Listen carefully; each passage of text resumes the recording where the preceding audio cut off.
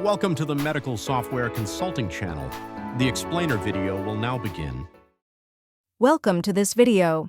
Today we will explore the fundamental concepts of ISO 14971, the international standard for risk management of medical devices. Our focus will be from the perspective of medical device software developers. This video is especially for those working in medical device development, as well as professionals in quality assurance and regulatory affairs. Here is the outline of today's session. First, we will look at the concept of risk in ISO 14971. Next, we will discuss the concept of safety, followed by an overview of the ISO 14971 standard itself. Then, we will move on to the practical application of risk management. After that, we will explore the concept of safety design. And finally, we will wrap up with a summary. Let's begin with the concept of risk in ISO 14971. In this section, we will discuss the concept of risk in ISO 14971. First, we will consider what risk means in the context of medical device software development. Next, we will review the general concept of risk as defined in ISO 14971. We will then look at the key revisions introduced in the 2019 version of the standard. Finally, we will examine specific guidance on risks related to security. Let's begin by asking, what exactly is risk in medical device software development? When software project managers think about risk, what usually comes to mind first are project-related issues, such as the risk of going over budget, the risk of missing deadlines. However, these kinds of business risks are not part of the risk management required by ISO 14971. According to the scope of ISO 14971, risk management applies to software as a medical device, or SAMD, as well as in vitro diagnostic medical devices and other medical devices. It does not apply to business risk management. In fact, there is another international standard for general risk management, ISO 31000. This standard defines risk as the effect of uncertainty on objectives. In this context, risk can include both negative effects, such as accidents or losses, and positive effects, such as unexpected profits or new opportunities. By contrast, ISO 14971 defines risk as the combination of the probability of occurrence of harm and the severity of that harm. In other words, the concept of risk in general management and the concept of risk in medical devices are fundamentally different. Furthermore, in the 2019 revision of ISO 14971, data and system security was explicitly added to the scope of risk management. Until then, it was unclear whether security risks were part of medical device risk management. By including data and system security in the scope, the standard now makes risk management of security threats mandatory. The detailed thinking on data and system security in ISO 14971 can be found in Annex F of ISO/TR 24971. Let me explain the concept of risk in ISO 14971, application of risk management to medical devices. To illustrate this diagram, I will use an example that is not software-related but is easy to understand: spilling hot water from an electric kettle. This diagram shows the sequence from the top. A hazard, which is the potential source of harm, leads through a sequence of events to a hazardous situation and then finally to actual harm. In the kettle example, the hazard and the potential source of harm is the hot water, in other words, the thermal energy. A sequence of events might occur. Someone trips over the power cord, the lid opens, and hot water is spilled. This is the hazardous situation. However, being in a hazardous situation alone does not yet mean that harm has occurred. Harm occurs when someone touches the spilled hot water and suffers a burn injury. In this model, the probability that the sequence of events occurs and leads to a hazardous situation is called P1. The probability that the hazardous situation actually results in harm is P2. The overall probability of harm is determined by considering both P1 and P2, together with the severity of the potential harm. ISO 14971 defines risk as the combination of the probability of occurrence of harm and the severity of that harm. In the case of software, it is often difficult to clearly identify the hazard, the potential source of harm. However, it is not difficult to imagine that if software malfunctions, it could lead from a hazardous situation to actual harm. ISO 14971 had remained unchanged since its 2007 edition, but in 2019, a major revision was released. In that revision, the annexes that had long been part of ISO 14971 were separated out and restructured into a new document, ISO Technical Report 24971. TR stands for Technical Report. This change in structure reflects an important principle. ISO 14971 itself is considered the unchanging set of requirements for risk management in the medical device industry. Therefore, the main body of the standard is intended to remain as stable as possible. On the other hand, areas where the thinking may evolve with time, such as cybersecurity, were moved into ISO/TR 24971 as a technical report, making it easier to update those parts when needed. ISO 14971 is referenced across the entire medical device business, development, manufacturing, and marketing. It applies to all disciplines, electrical, mechanical, software, and it is used in every phase of the product life cycle, both pre-market and post-market. For that reason, ISO 14971 has become a kind of Bible for everyone involved in medical device development. All professionals in this field should be familiar with the main body of ISO 14971, regardless of their role, and each department should study and apply the relevant annexes of ISO/TR 24971 so that the guidance can be fully implemented in practice. When analyzing security risks in medical devices, you can also apply the same risk management flow defined in ISO 14971. In the context of security, the potential sources of harm can be considered as the loss or degradation of confidentiality, integrity, or availability of data and systems. A sequence of events may involve threats exploiting vulnerabilities in the device or its environment. Examples of such threats include unauthorized access, distributed denial of service or DDoS attacks, malware infection and propagation, malware-based encryption or destruction. When vulnerabilities are exploited and threats are carried out, the device may enter a hazardous situation, which can then lead to harm. It's important to note the guidance given in ISO/TR 24971, Annex F. A common misunderstanding about ISO 14971 is that its definition of harm only applies to human health. In fact, harm as defined in the standard also includes damage to property and the environment, and these can overlap. For instance, damage to an electronic health record, which is a form of property, could result in a wrong diagnosis and ultimately cause injury to a patient. Therefore, remember that security risk management often has a broad scope. In the next slide, we'll look at specific examples of how security risks can translate into potential harms. For example, when we think about security-related risks, imagine a medical device that has an unused network port left open. A malicious hacker could exploit this vulnerability, triggering a sequence of events that leads to a hazardous situation and eventually to actual harm. Let's look at some scenarios. First, an infusion pump. If the dosage settings are altered through unauthorized access, the patient may receive an unintended amount of medication. This could worsen the patient's condition, or, in the worst case, even lead to death. Second, patient data or diagnostic results.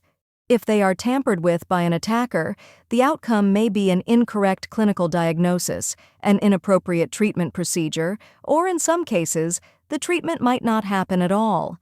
As a result, the patient's condition could deteriorate, or they might even undergo an unnecessary surgery. Third, consider a distributed denial of service or ransomware attack. Such an attack could degrade the performance of a medical device or make it completely unusable. This may delay treatment or prevent diagnosis, once again placing the patient's health at risk. And finally, personal data leaks. If sensitive information is exposed, the patient might be denied insurance coverage. In that case, they may not be able to receive the necessary treatment, which could seriously impact their health. These examples show how cybersecurity issues are not just about protecting data, they can directly translate into risks for patient safety. Now, let's move on to the concept of safety. We'll start by looking at the structure of international safety standards and how they are organized. Next, we'll go over the definition of safety, what it really means in the context of medical devices. Then we'll examine a case study on safety to see how these ideas apply in practice. And finally, we'll look at an example of a mobile application where the intended use is clearly stated and why that matters for ensuring safety. When we look at the structure of international safety standards, we can think of them as being organized into 3 levels: Type A standards, or basic safety standards, Type B standards, or group safety standards, and Type C standards, which are product or industry-specific safety standards. Type A standards include documents such as ISO/IEC Guide 51, which provides guidelines on including safety aspects in standards, and ISO/IEC Guide 63, which gives guidance on developing and incorporating safety aspects into standards for medical devices. Type B standards include group-wide safety standards such as IEC 61508, the well-known functional safety standard. Type C standards are product safety standards tailored to specific industries such as nuclear power, plant control systems, automotive, railway, and of course, medical devices. It's important to note that IEC 61508 and the automotive safety standard, ISO 26262, have a parent-child relationship. However, IEC 61508 does not have a parent-child relationship with IEC 62304, the software lifecycle standard for medical devices. That's an important distinction to keep in mind. Safety is defined as the absence of unacceptable risk. One of the most widely used references is ISO/IEC Guide 51. Although this guide was revised in 2014, the 1999 edition gives a very clear explanation of the concept of safety, and I'd like to introduce that here. According to Guide 51, safety means that unacceptable risks do not exist. In other words, being safe means being free from risks that cannot be accepted, or that acceptable risks have been achieved. It's important to understand that safety is defined through risk, and risk itself changes over time depending on society, conditions, and the environment. Because of this, the level of safety can never be fixed, and absolute safety cannot be defined. Products, processes, or services can only be described as being relatively safe. Safety is achieved by reducing risk to an acceptable level, and what is acceptable is determined by balancing many factors, such as user convenience, fitness for purpose, cost-effectiveness, and the customs of the society involved. This is why acceptable risk must always be reviewed. When technology and knowledge advance, and when improvements become economically feasible, products and processes must be re-evaluated so that risks can be reduced even further. Let's summarize the key points about safety. First, safety means that unacceptable risks do not exist. Second, absolute safety cannot be defined. Safety is always a relative concept. Third, whether a risk is acceptable depends on a balance of factors, such as user convenience, fitness for purpose, and cost-effectiveness. Fourth, as technology advances, the acceptability of risks must be re-evaluated. Because safety is relative, we can never say that something is absolutely safe. For example, nuclear power plants were once considered safe. Yet during the Great East Japan earthquake, the combination of the quake and tsunami led to a major accident. On the other hand, some risks that were once uncontrollable may become controllable as technology progresses. Likewise, risk control measures that were once too costly may become feasible as costs decrease. This is why risk management does not end at the time of product release. It must be continuously reviewed and updated in response to new knowledge, new technology, and changing conditions. Now let's do a case study to think about the concept of safety. Here we have a thin wooden stick. What do you think this might be? It could simply be the stick from an ice cream bar, or it could be a tongue depressor used in a hospital outpatient clinic to examine a patient's throat. A tongue depressor is considered a medical device, and therefore it must be sterilized and individually packaged. This shows that even if the material is exactly the same, the risks are different depending on the intended use or purpose of the product, and the choice of risk control measures also affects the overall cost. To achieve safety, the intended use and purpose must first be defined. Then, for that specific intended use, the risks must be identified and appropriate risk control measures must be implemented. Now, let's move on to an overview of ISO 14971. In this section, we'll first cover the key terminology that you need to understand in order to apply the standard effectively. Next, we'll walk through the risk management process step by step so you can see how it works in practice. Then we'll look at an example of qualitative risk analysis to illustrate how risks can be assessed even when precise probabilities are not available. And finally, we'll discuss risk control, how risks can be reduced to an acceptable level through appropriate measures. This overview will give you the foundation for applying ISO 14971 in your own work. Here, let's go over the key terminology used in ISO 14971. Some of these words may not sound familiar at first, but each has a very precise meaning. To practice risk management in medical devices correctly, it's essential to understand and remember these definitions. Safety, the condition of having no unacceptable risk. Risk, the combination of the probability of occurrence of harm and the severity of that harm. Benefit, the positive impact of using a medical device, either as a beneficial effect on an individual's health or as a desirable outcome for patient management or public health. Harm, injury or damage to the health of people or damage to property or the environment. Hazard, a potential source of harm. Hazardous situation, a circumstance in which people, property, or the environment are exposed to one or more hazards. Residual risk, the risk that remains even after risk control measures have been applied. Risk analysis, the systematic use of available information to identify hazards and to estimate the risks. Risk evaluation, the process of judging whether the estimated risk is acceptable when compared against predefined criteria. Risk assessment, the overall process that combines risk analysis and risk evaluation. Intended use or intended purpose, the use of a product, process, or service as intended by the manufacturer, based on the specifications, instructions, and information provided. Reasonably foreseeable misuse, the use of a product or system in a way not intended by the manufacturer, but which results from easily predictable human behavior. These definitions form the foundation of ISO 14971, so please make sure you are comfortable with each of them, because they will appear repeatedly throughout the risk management process.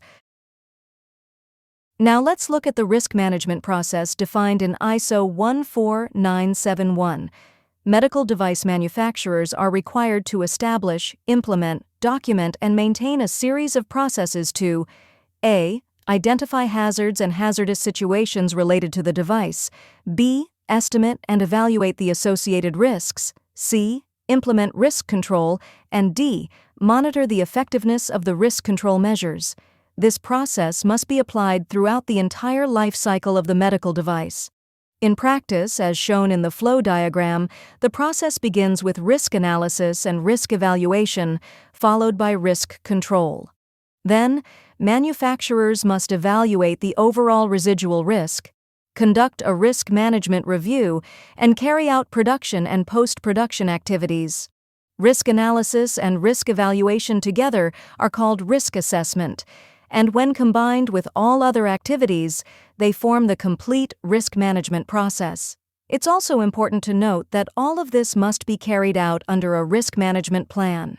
Here are some key points of risk assessment. First, as mentioned earlier, you must define the intended use of the device, and this definition must be documented. Even if a situation results from user misuse, if it is reasonably foreseeable misuse, it must be clarified and included in the risk analysis. Next, identify the safety characteristics of the device. These are the characteristics that could impact safety. For guidance, ISO/TR 24971 provides a useful list of questions. Based on intended use, reasonably foreseeable misuse, and the safety characteristics, you must identify all known and foreseeable hazards, both in normal and fault conditions, and document them. For each hazardous situation identified, you must estimate the risk. If it's not possible to estimate the probability of occurrence, you should at least list the possible outcomes. For the methods of qualitative or quantitative risk estimation, both in terms of probability and severity, ISO/TR 24971 again provides detailed guidance. Finally, each hazardous situation must be evaluated against the acceptability criteria defined in the risk management plan to determine whether the risk is acceptable or not. This structured process ensures that risk management is not a one-time activity, but a continuous and documented practice across the entire product lifecycle. Now, let's look at an example of qualitative risk analysis. This table shows a 5x5 risk matrix. On the horizontal axis, we have the severity of the potential harm. On the vertical axis, we have levels of probability for the risk to occur. Each organization defines its own acceptability criteria for risks placed on this matrix. In this example, the red zone represents risks that are unacceptable. The yellow zone shows risks that require further consideration of risk control, and the green zone represents risks that are insignificant or negligible. The degree of severity can also be defined as shown in the table on the right-hand side. As for the probability levels, these may sometimes be assigned as quantitative values, for example, based on component failure rates, such as less than 1 in 1,000. But in the case of software failures, where estimating the probability of occurrence is extremely difficult, the decision of whether a risk is acceptable may be based on severity alone. Risk evaluation is carried out before and after risk control measures are applied. Normally, once risk control measures are implemented, the risk is reduced to an acceptable level. If a manufacturer determines that a particular risk is unacceptable under the criteria established in the risk management plan, and if no further risk control is practical, then a benefit risk analysis may be performed. This analysis is used to determine whether the expected benefits of the medical device, for its intended use, outweigh the residual risks. It is important to note that benefit risk analysis cannot be used as a business decision tool. It cannot be about financial profit or economic gain outweighing risk. A simple analogy comes from the field of pharmaceuticals. Even when side effects exist, the therapeutic benefit of the drug may justify its use. For medical devices, the benefits may be estimated from factors such as the expected performance of the device in clinical use, the clinical outcomes that performance can achieve, benefits gained from using comparable medical devices, and the risks and benefits of alternative diagnostic or therapeutic methods.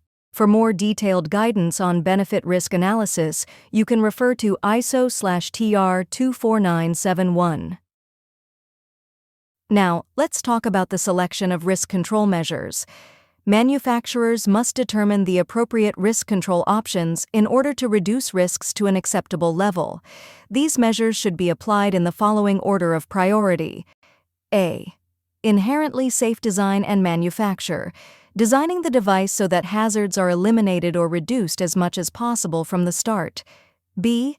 Protective measures, safeguards built into the medical device itself or into the manufacturing process. C. Information for safety, such as warnings, instructions, or user training, where appropriate. One or more of these measures may be applied, depending on the situation. And importantly, All selected risk control measures must be documented in the risk management file. If further risk reduction is not considered feasible when selecting these measures, then a benefit risk analysis must be performed to assess whether the expected benefits outweigh the residual risk. Once the risk control measures have been selected, the next step is to implement them. The implementation must then be verified, and the effectiveness of each risk control measure must also be verified. The results of these verifications are documented in the risk management file. It's important to understand that the risk management file is not necessarily a single document. Each organization must define which documents collectively make up its risk management file. The conformity of the risk control measures is confirmed by reviewing the risk management file, and there must be clear evidence that the risk control measures have been both implemented and proven effective.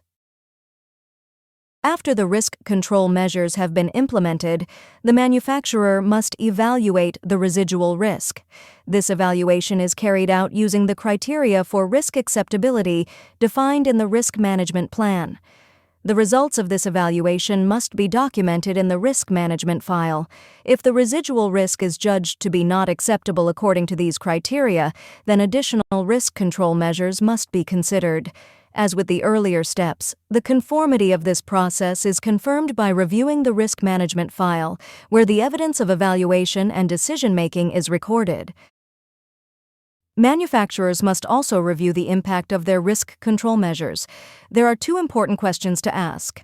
First, do the risk control measures introduce any new hazards or hazardous situations?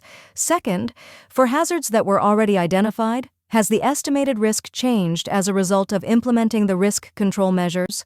For example, imagine a sensor installed to detect error conditions. If that sensor produces a false detection, it could unintentionally stop the normal function of the medical device. This shows that sometimes a risk control measure, even when intended to improve safety, can actually create new risks. That is why it is so important to carefully analyze whether any additional risks are introduced when risk control measures are applied.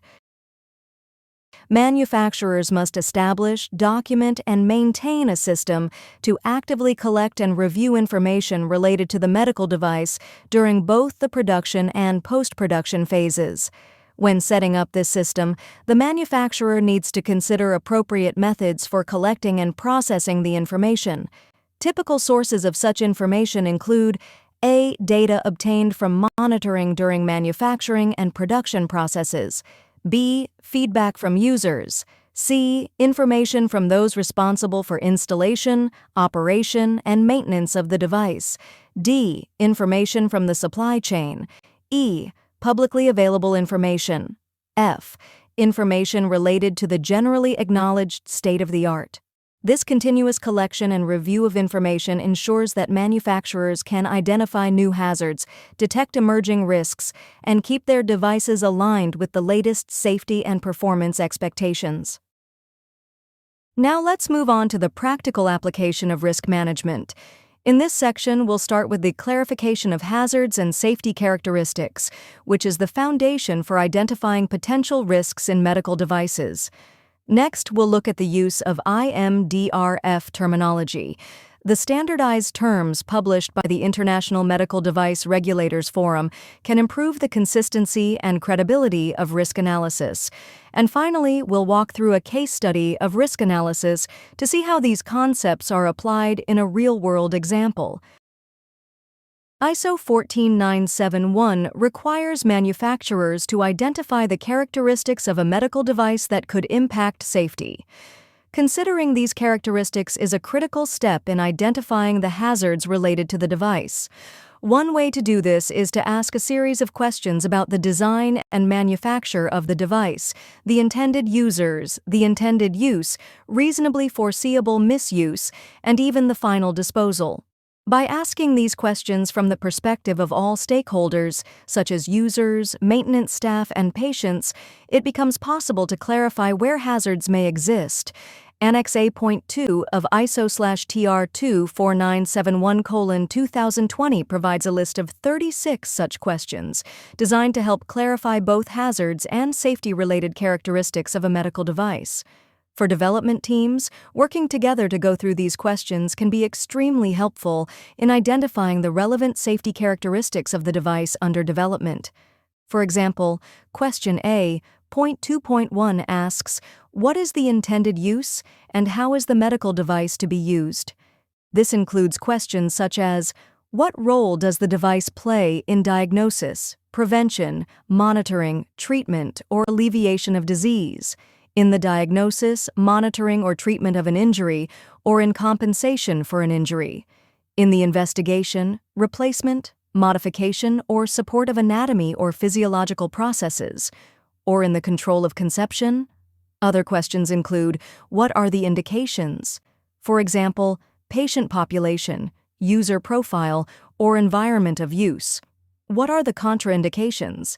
Is the device intended to sustain or support life? If the device fails, does it require special medical intervention? If a security breach occurs, for example, a loss of confidentiality or availability, could the performance of the device be affected? Could unauthorized access, misuse, or data loss impact the safety of the device? These kinds of questions help teams clarify the intended use and safety-related characteristics and form a strong foundation for effective risk analysis. The International Medical Device Regulators Forum, or IMDRF, has published a terminology set known as the IMDRF Adverse Event Code, issued by the IMDRF Adverse Event Working Group as Document N43 Final. These standardized terms are very useful when analyzing hazardous situations and harms in medical devices. By including the IMDRF codes directly in your risk analysis tables, you can increase the consistency and credibility of your analysis.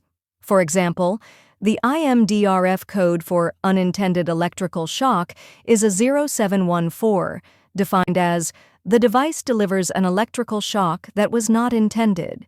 The IMDRF code for unexpected shutdown is a 0719, defined as, a problem associated with the unanticipated power down of the device.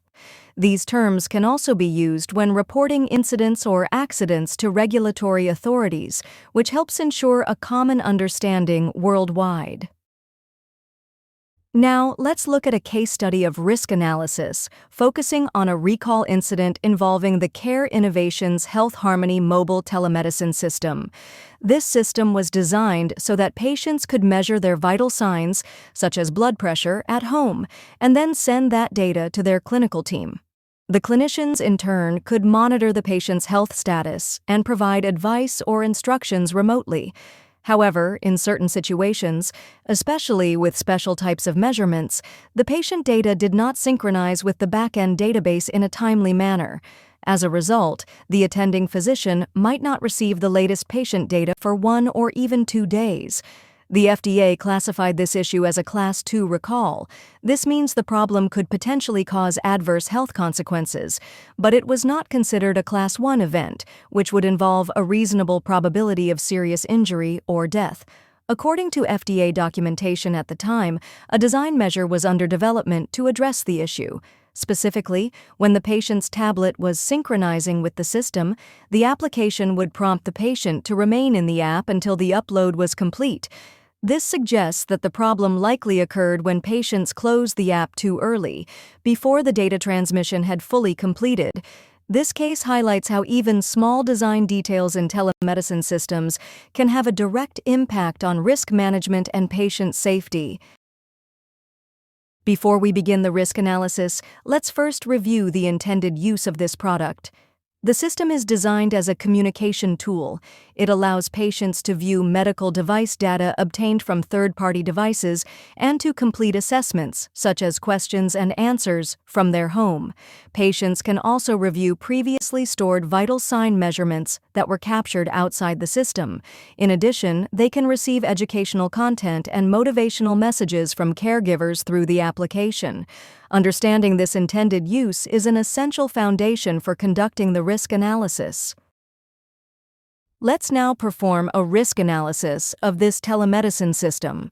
In this case, we will omit software-specific hazards since they are often difficult to identify directly. The sequence of events we are concerned with is this. patient data, such as vital signs and health-related interactions with the physician, may not be transmitted to the physician's dashboard in a timely manner. This leads to the hazardous situation. The clinical team at the medical facility does not receive the patient's information, and as a result, the necessary diagnosis or treatment is not performed. The harm we must consider in the worst case is that the patient's condition deteriorates. The severity of this risk was judged to be serious, since the FDA classified this as a Class 2 recall. The probability was considered remote because it was not expected to occur frequently. Before risk control measures were implemented, this situation was considered unacceptable as it had already resulted in a recall. The risk control measure developed was, when the patient's tablet is synchronizing with the system, the app prompts the patient to remain in the application until the upload is complete. After applying this measure, the risk was judged acceptable. This example illustrates how, in the risk analysis phase, we document all key elements in a risk analysis table: the hazard, the sequence of events, the hazardous situation, the harm, the severity, the probability, the risk evaluation, the control measures, the residual risk judgment, and the supporting evidence. Risk analysis can be performed across different design domains, such as electrical, mechanical, software, or cybersecurity, as well as by product structure or by functional components. Over time, as new incidents or accidents are reported from the field, the volume of risk analysis data becomes very large. That is why it is essential to conduct continuous risk management throughout the entire product life cycle. Now let's move on to the concepts of safe design. In this section, we will first discuss risks that arise specifically from software and why they can be more difficult to manage than hardware-related risks. Next, we'll look at risk management in usability, how human factors and user interactions can introduce risks, and how usability engineering can help reduce them. Then, we'll introduce the core concepts of safe design, which provide the foundation for building medical devices that are both effective and reliable. After that, we'll examine practical methods for implementing safe design, including approaches that can be applied in real development projects. And finally, we'll walk through a case study to see how these safe design principles are applied in practice. Let's take the example of a remote surgery system to illustrate why risk management of medical device software is so important. As you can see in the picture on the left, a scalpel clearly carries the risk of injuring a patient. But until now, the manufacturer of the scalpel has not been held responsible for this risk beyond ergonomic design. That's because all the factors leading from hazard to harm were considered to be entirely in the hands of the surgeon. However, if the scalpel becomes part of a remote surgery system, the same risks still exist, but the responsibility for avoiding them is now shared between the surgeon and the manufacturer who supplies the software that controls the scalpel. This means that a certain type of risk control, which in the past depended solely on the professional use of the device without software, has now shifted to software risk management by the manufacturer. In short, as software has become an integral part of medical devices, we need new perspectives on risk analysis and new forms of risk control to ensure safety. In risk analysis, it is necessary to estimate both the probability that a hazardous situation will occur and the probability that this hazardous situation will lead to harm. For hardware failures, the probability can often be estimated. As shown in the figure on the upper left, hardware failures typically follow a bathtub curve over time, combining early failures, random failures, and wear-out failures. For usability-related errors, shown in the upper right, probabilities can also be estimated by analyzing the likelihood of user mistakes. However, software behaves differently. Software is invisible from the outside, and failures caused by software are not probabilistic. They occur systematically. These are known as systematic failures or faults, and unlike hardware failures, the probability of occurrence cannot be easily estimated. That is why failures and malfunctions caused by software are considered very difficult to predict using probability-based methods. Failures and malfunctions caused by software are known as systematic failures or systematic faults. These are defects that arise from software bugs, software-related issues, or even user operations, and because of their nature, it is very difficult to predict their failure rates in advance. A key characteristic of systematic failures and faults is that they are often not detected during final system testing before shipment. Instead, they are frequently discovered only after the product has been released and failures occur in the field. To address this, manufacturers must prevent the introduction of systematic failures and faults throughout the software development process and life cycle. This is done through careful design practices and by detecting and eliminating problems using verification and validation activities, as shown in the figure on the right. In the early stages of design, the focus is on preventing defects from being introduced. In the later stages, the focus shifts to detecting and removing defects before release, and across all stages, we apply verification to confirm that each step of the development process is correct, and finally, we use validation to confirm that the finished product truly meets the user's requirements. Let's talk about why risk analysis is essential in medical device software. First, we must recognize a simple fact: there is no such thing as perfect software. Why is that?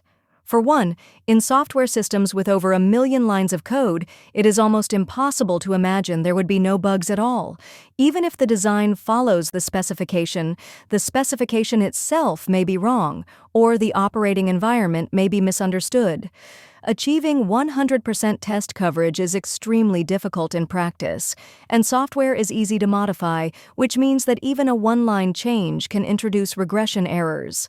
Second, software is developed by people, and human error will never be eliminated. Both developers and users make mistakes. Designers make mistakes too. That's why it is so important to anticipate potential software failures, hazardous situations, and possible harms in advance. Risk control measures must be implemented proactively so that risks remain at an acceptable level. The use of a medical device can be classified in the following way. Normal use can be divided into correct use and misuse. Misuse itself falls into 3 categories: misuse caused by perception errors, misuse caused by cognitive errors, and misuse caused by action errors. Among these, any reasonably foreseeable misuse must be included in the risk analysis. If the risk is judged to be unacceptable, then appropriate risk control measures must be implemented. On the other hand, we also need to consider abnormal use. This includes exceptional violations, reckless use, sabotage, or the conscious disregard of contraindications. In principle, risk control measures are not required for such abnormal use. However, when it comes to cybersecurity threats or attacks, risk analysis is required, and in those cases, risk control measures must be applied. How should we think about the criteria for risk management in usability? The perspectives of the manufacturer and the user can be quite different when it comes to correct use versus abnormal use.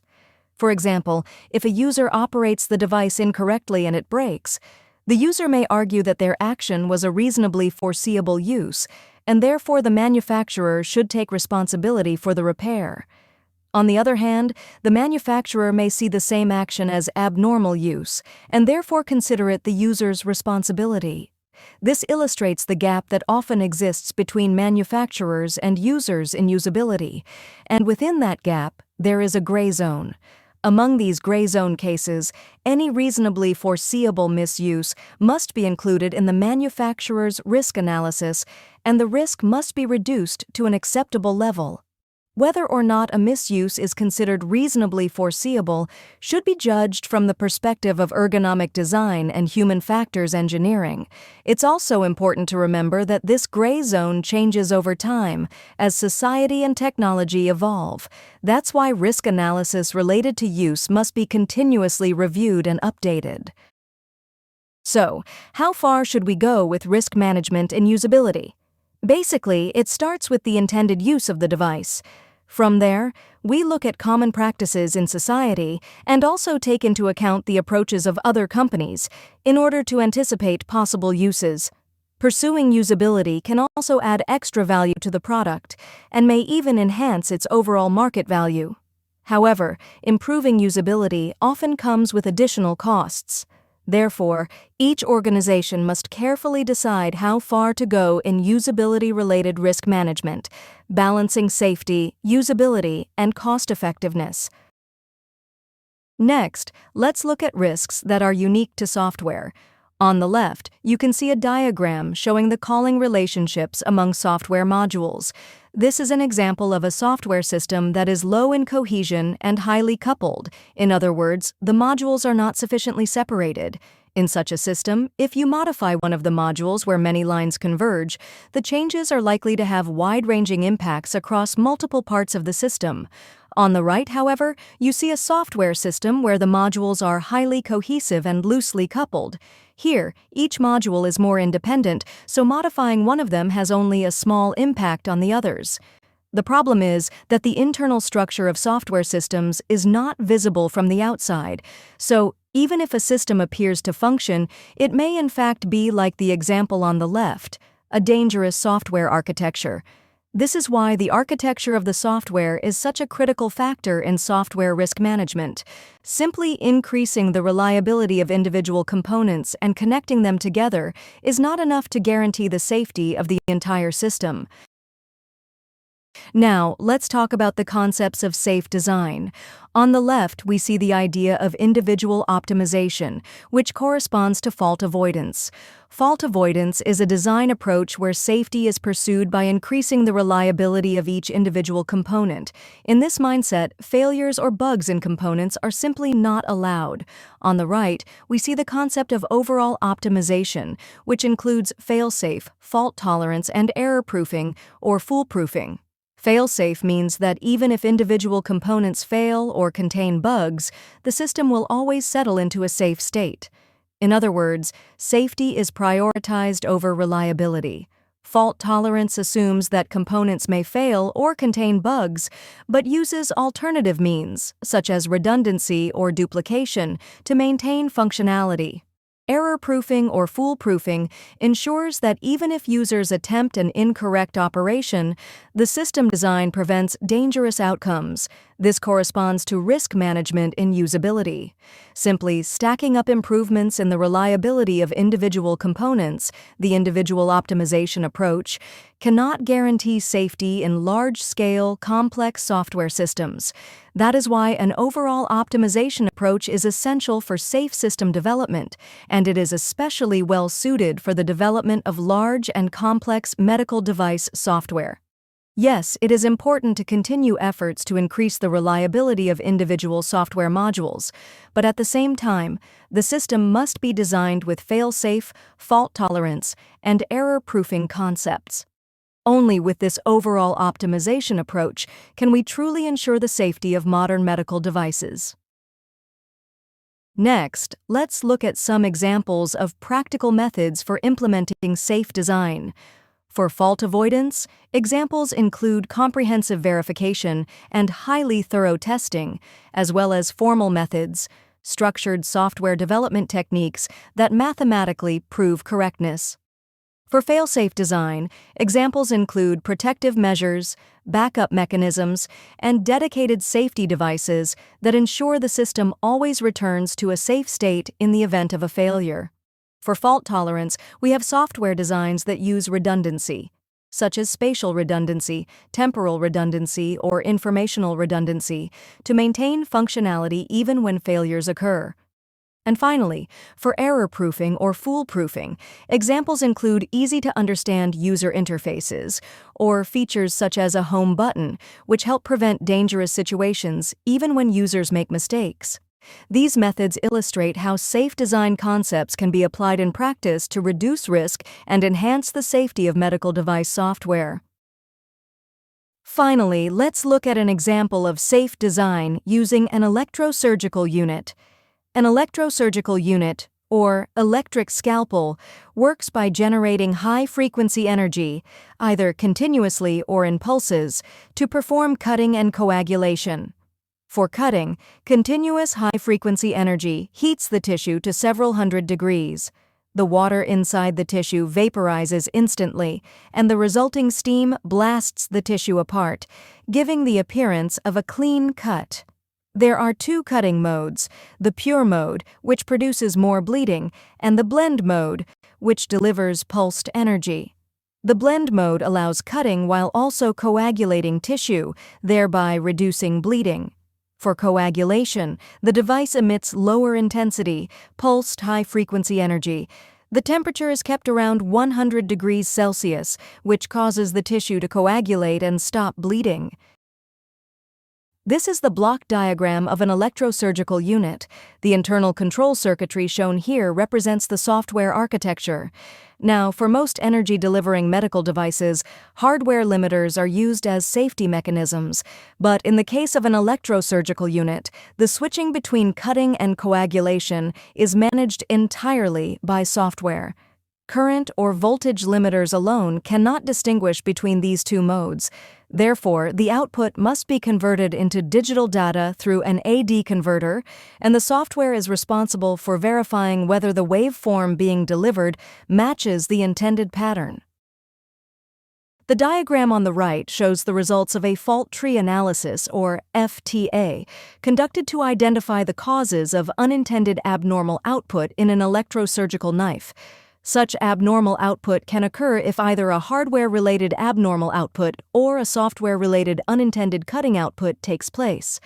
For hardware, failures in the output, hardware are monitored by error detection software. Therefore, a hardware failure will only lead to abnormal output if it occurs at the same time as a failure in the monitoring software. For software, unintended cutting output may occur if there is both a mode mismatch and a failure to detect the abnormal condition. In this way, we can see that, under certain conditions, software-related failures have the potential to cause unintended abnormal outputs in electrosurgical devices. To prevent this, safety must be ensured through robust software architecture design, verification, and validation. In practice, this requires development activities that conform to IEC 62304, the international standard for the software lifecycle of medical devices. Now let's move on to the summary of today's session. Finally, let's wrap up with a summary. Understand the concept of risk management in ISO 14971. In the 2019 revision, data and system security were explicitly included. Learn the terms and definitions used in risk management. Clarify safety-related characteristics and use the IMDRF code to anticipate hazardous situations and harms. Recognize that absolute safety cannot be defined. Products and services can only be relatively safe, so we must carry out continuous risk management. Conduct qualitative risk analysis, and implement risk control measures to reduce risks to an acceptable level. And finally, understand the characteristics of software and design medical devices with safe design principles in mind. By applying these concepts, manufacturers can ensure compliance with ISO 14971 and contribute to the development of safer, more reliable medical devices.